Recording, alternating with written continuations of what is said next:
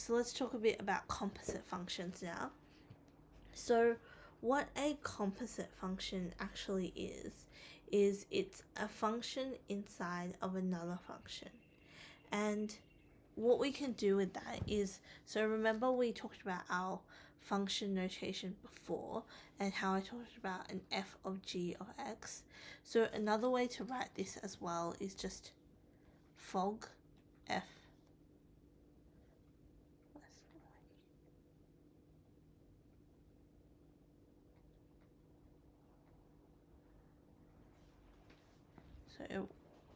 So what we have here is this, and we can also write it as fog as well. Gosh, why the pen like that? Yeah, so we can also write it as fog as well. This is really, really thin. Why can't it be thicker? That's right. That's fine. So you can also write this as fog or F-O-G. Well, that's better. Why wasn't it working before? So yeah, you can write it that way as well instead of this way. And I think that this one's actually the one published in VCE papers now.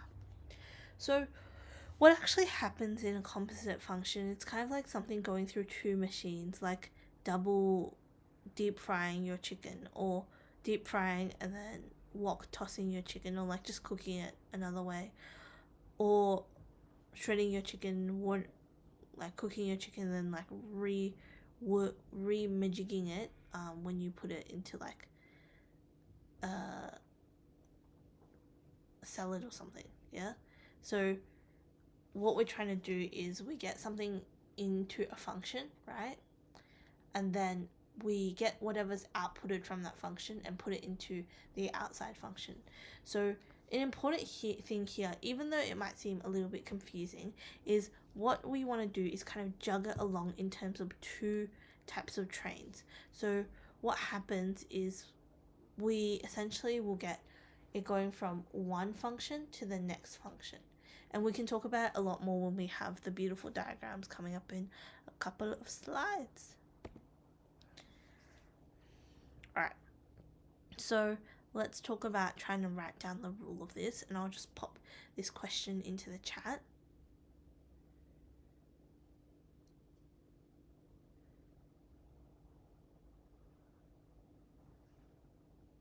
Okay, alright, let's have a go together.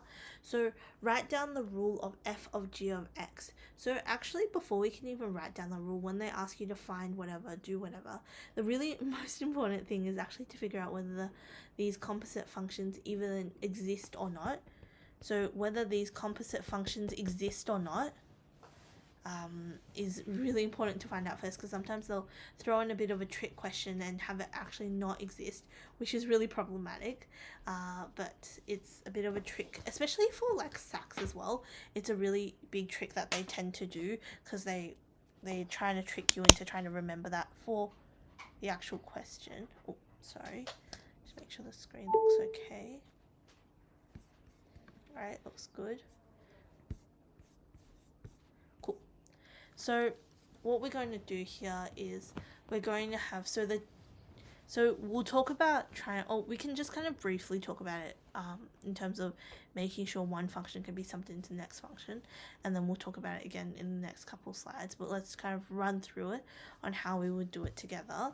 So essentially what we want to do is, in order to test whether f of g of x is possible, what we're trying to say is the outputs of g of x possible to be substituted into the inputs of f? Now, why this for this function is very unproblematic is because the domain of this is R. So as soon as you see that the domain of the outside function is R, and because we're working in methods, not spec, there's not really anything bigger than R that really can be subbed in.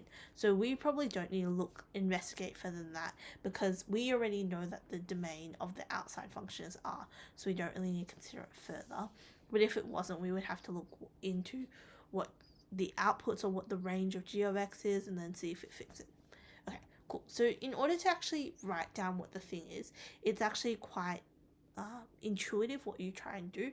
So you have f of g of x, and what you're going to do is literally just sub in the expression into there.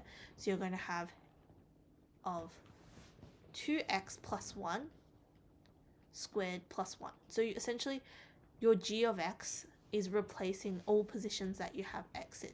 So we have 2x plus 1 all squared instead of just x all squared.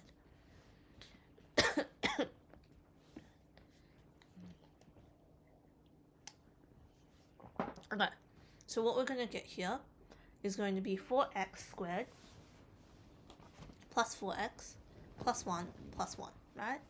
Which is equivalent just to 4x squared plus 4x plus 2, right? So you just simplify it right down, and that's what really you're going to get. Cool. Awesome. And then you can just leave it like that, unless they ask you to do a specific type of form. Alrighty. Okay. So, like we kind of talked about before, functions are machines, and now we have the beautiful diagram that we can kind of talk about together. What we're trying to do is essentially a composite function is just two machines back to back. So when we talked about h equaling to f of g of x, what we're having is just two machines back to back. So if we kind of look at this, what this actually means is that all of the outputs of g have to go into the f. So in order for this function to be a function, once again, we have this buddy system. So if it can't, it's kind of like trying to fit a square into a circle hole. Like, you know, all those games where like you had to like fit all the shapes into like the correct holes and stuff. Or like the saying that, you know, like one of those like real cute sayings about like you are the circle in like a whole like, I don't know, a whole group of like triangles or whatever. It's one of those things. So like, because essentially a square won't fit into a circular hole, what we actually need to do is manipulate into a circular shape so it fits through. Not great for talking about conforming, but you know, in the world of mathematics, unfortunately, we do have to conform to what we really need to do here. So what we have to do is change the stuff coming out of G to actually fit into what's coming to F. So i.e., what that actually means in terms is the range of G must be the subset of the domain of F. So range G, and we can use our symbol for subset, the domain of F. Alright, I like to also kind of just draw to really figure out what's going on here. We can kind of draw out, so this whole machine is going to be our H, but if we talk about our G and our F coming in here, so what happens here is we sub in the dom of G, and then the range of G comes out from there. And what we should be summing into here is the domain of F, right? We need this to conform to this. Now, if those two things aren't the same, what we're actually going to have to consider is how that changes the range of F. So if range of G is going to be smaller, as in there's less numbers, or it just like, say that was 1 to infinity and the other one was 0 to infinity, then it's going to change what the output here is. So the range of the overall function is going to be changed to something smaller. If the range of G is bigger than the dom of F, you're not going to have a defined function, and you're going to have to manipulate it until it actually fits within it. If it's equivalent, that's really the only scenario where you kind of just look at the two ends and you can get the domain of the range of the composite function. Otherwise, there needs to be some type of manipulation throughout the process. Okie dokie. Alright, so this kind of gives us an important thing of the real kind of summary of this is, in order for a composite function to exist, the range of G must be a subset of the domain of F. And that is a sentence that you can just regurgitate onto your page to kind of prove that it works or not works. Alright, so let's talk about this. So now we have similar functions to what we were dealing to before. Bit more complicated, I guess, but they're asking us whether both ways it exists. A really good method for doing this is, especially if they're asking whether both ways work, is to kind of do this table method where you list out, you kind of talk about what's the domain of F, what's the domain of G, what's the range of F, what's the range of G, and how you can kind of just set it up is something like, oh, let me try and draw this so it's a bit actually nicer.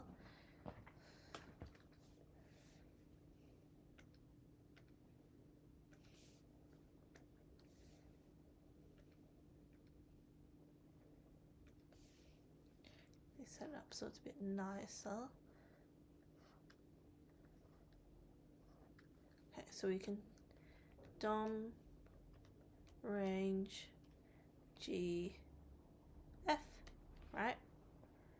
So they've kindly given us the domains already, so we're pretty happy about that. So the domain of F is R as given here, and the domain of G is 0 to infinity as given there. Okay, cool. So let's talk about the range. So in order to find out the range of basically any function, or most functions anyway, the easiest thing to do is just graph out and see what it looks like. So in terms of what this one looks like, this one is going to be looking like this. So it's going to start from -1 and then kind of go up into infinity and beyond. So what we can say about that is it's going to start at -1, right? And go all the way up to infinity. Cool. Right. In terms of G, now let's look at G. So G is going to be a square root function, so it's just going to go that way. So you can see that it's just 0 to infinity.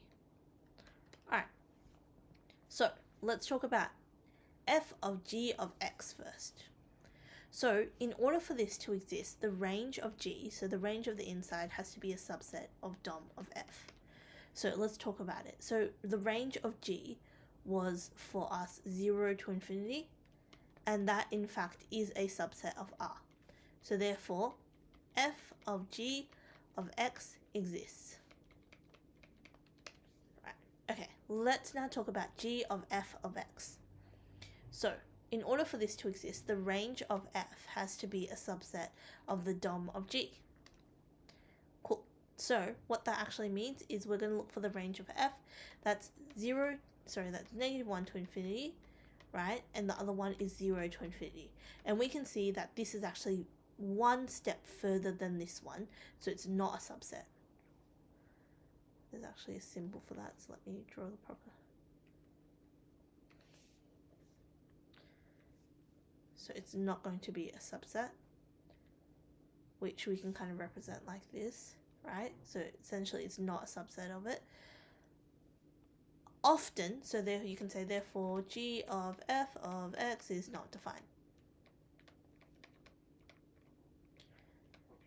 Often a follow-up question, which is not asked here, but a really common follow-up question is kind of just asking, like, kind of make this, so how can we make g of f of x exist so it is defined? So it'll be, say something like restrict f of x so that g of f of x is defined, okay?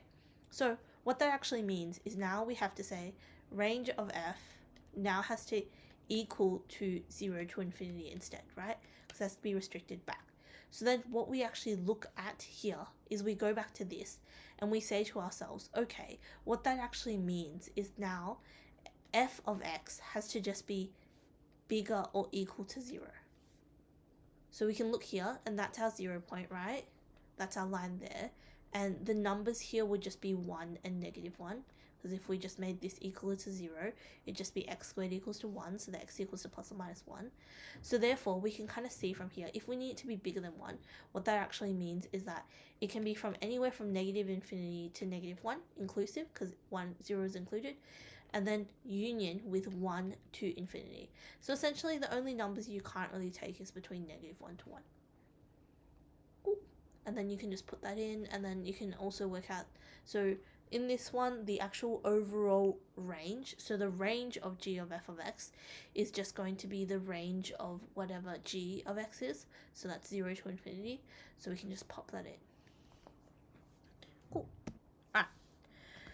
So, like we were chatting about before, if there is changes to, so if like this one, the range of f does not exactly equal to the domain of g, and then once we manipulate it, it's not exact, like for this one, it's unchanged, right? Because that is equivalent to that exactly. But if it was changed, we need to recalculate the new rule and the new domain. So what we do is we put in the domain, put in the new rule, and then kind of calculate and just graph it again. So what that actually means is that we'll also need to work out what the domain of f of g of x will become after it passes through both of them.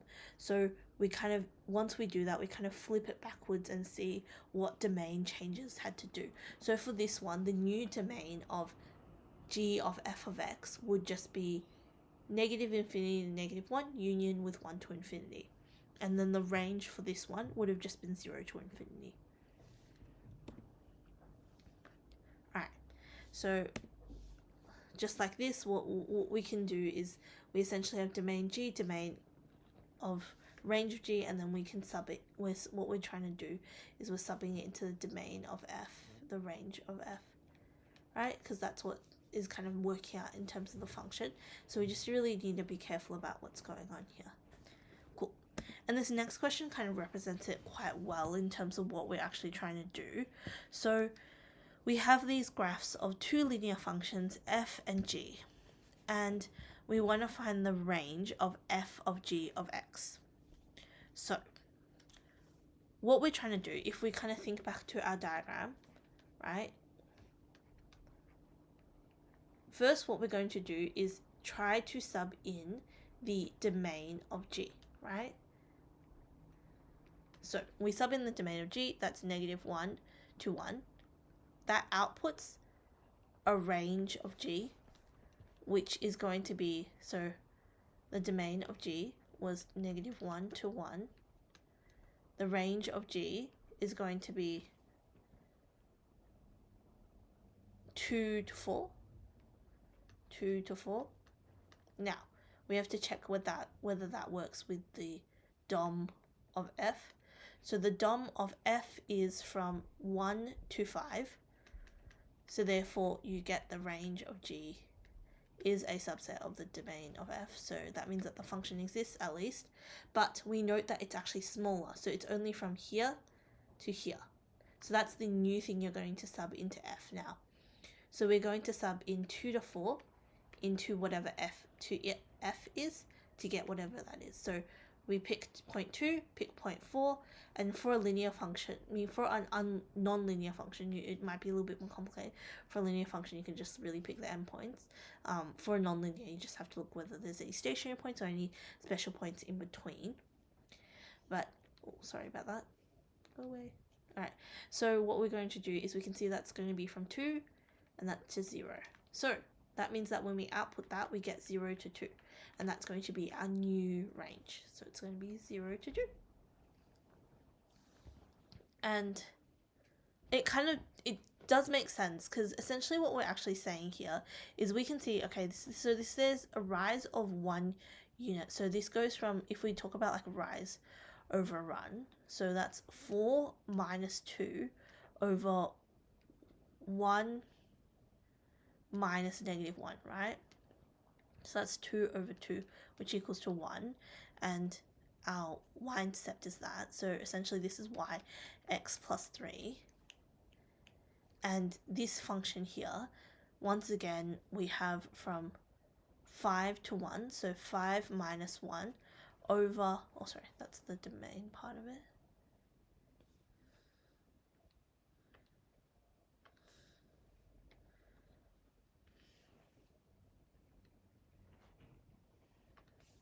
Essentially what we have here is going to be 5 minus 1 over negative 1 minus 3, right? Negative 1 minus 3, yeah.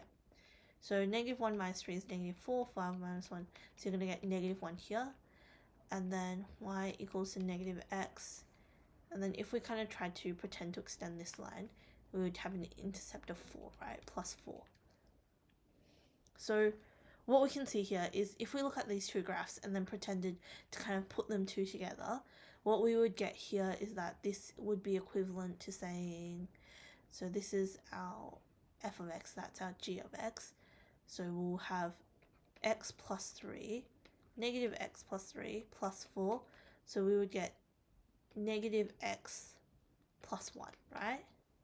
So we can kind of compare what we're trying to do here.